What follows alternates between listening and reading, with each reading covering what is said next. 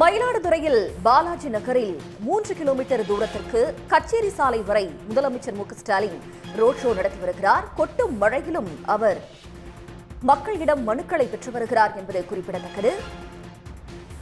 இதுபற்றி கூடுதல் விவரங்களை தருவதற்காக செய்தியாளர் ஷேக் அப்துல்லா இணைகிறார். ஷேக் அப்துல்லா, விவரங்கள்.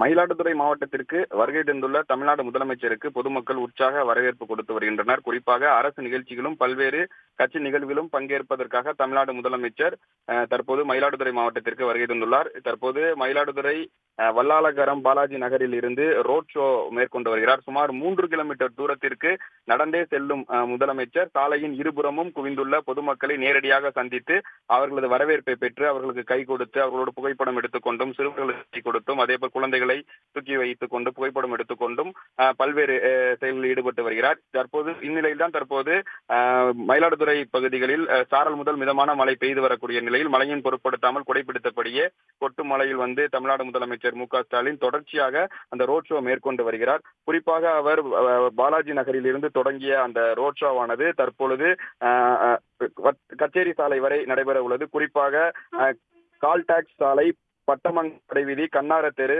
வழியாக கச்சேரி சாலை வரை சுமார் 3 கிலோமீட்டர் தூரம் பொதுமக்கள் வந்து சாலையின் இருபுறமும் வந்து புடைசூழ குவிந்திருக்காங்க.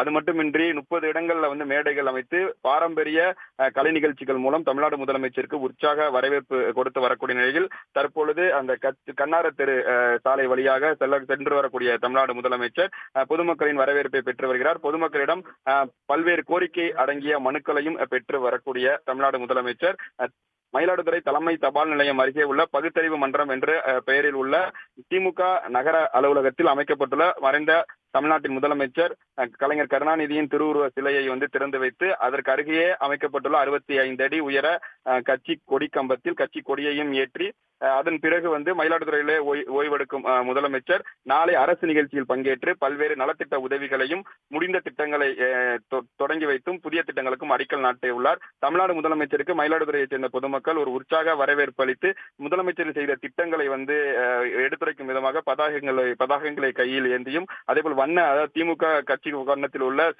சிவப்பு கருப்பு வண்ண பலூன்களை கையில் ஏந்தியும் உற்சாக வரவேற்பை அளித்து வருகின்றனர். தங்களுடைய தற்போது விவரங்களுக்கு நன்றி ஷேக் அப்துல்லா. உடனுக்குடன் செய்திகளை தெரிந்து கொள்ள சன் நியூஸ் பெல் ஐகானை கிளிக் பண்ணுங்க.